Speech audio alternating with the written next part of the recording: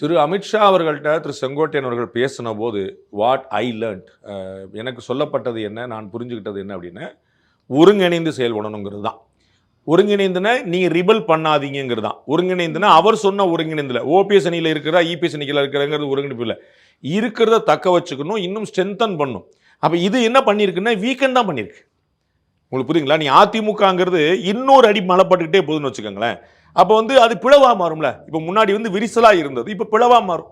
இன்னமும் இவங்க ஒரு 5 அவங்க ஒரு 25 ரேஞ்சில் இருக்காங்க, that is separate case. But 5, 6, 7 போக நட்டம் தானே.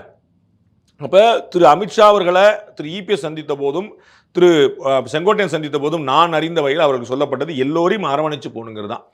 திரு டிடிவி அவர்கள் ஒப்புக்கொண்ட விஷயம், உலக அறிந்த விஷயம், எல்லாரும் மறுக்காத விஷயம் என்னென்னா 2021 தேர்தலிலேயே எல்லாரும் ஒன்றா இருக்கணும்னு சொன்னதுதான்.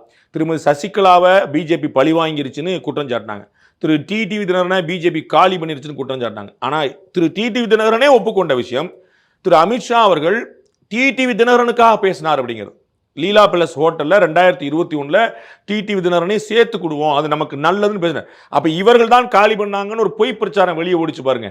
அதை மறுக்கிறதுக்காக இல்லாமல் அதை தெளிவுபடுத்திய கண்ட விஷயம் என்னென்ன, அவங்களுக்காகவே திரு அமித்ஷா பேசுறது இவ்வளோதான். அப்போ பிஜேபியுடைய பார்வை என்ன? திரு ஓபிஎஸ் அவர்களும் ஏற்கனவே வேற ஒரு சொன்னார், பிஜேபி கேட்டுக்கொண்டதுனால தான் நான் சேர்ந்தேன் அப்படின்னு. அவங்க முன்னாடி தர்மயுத்தம் நடந்து சேர்ந்த போது பிஜேபி தலைமை. அப்போ எல்லோரும் ஒப்புக்கொண்ட விஷயம் பாஜக ஒருங்கிணைக்க பார்க்கிறது. அவர்கள் இப்போ 4 பேர் நாளைக்கு கிளம்புவாங்க, பாஜக தான் பின்னாடி தூண்டி விடுது, பாஜக தான் செங்கோட்டையனை இயக்குது. இன்னைக்கு அண்ணன் திரு டி கே இளங்கோவன் அவர்கள் பேட்டி கொடுக்கிறாரு. அமித்ஷா, எடப்பாடி பழனிசாமி, விஜய் 3 பேரும் பரஸ்பரம் துரோகம் செய்வார்கள், அவர்களுக்குள்ளே ஒருத்தர் காலவாரி போட போறாங்கன்றார்.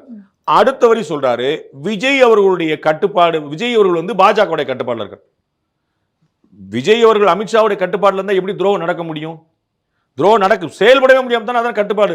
விஜய் அவர்கள் அமித்ஷாவுடைய கட்டுப்பாட்டில் இருக்கிறாரு, 3 பேரும் துரோகம் பண்ண போறாங்க. அவங்களுக்கு ஒரு பதட்டம் தெரிகிறது, விஜய் இங்கே சேர்ந்துருவார் அப்படின்னு.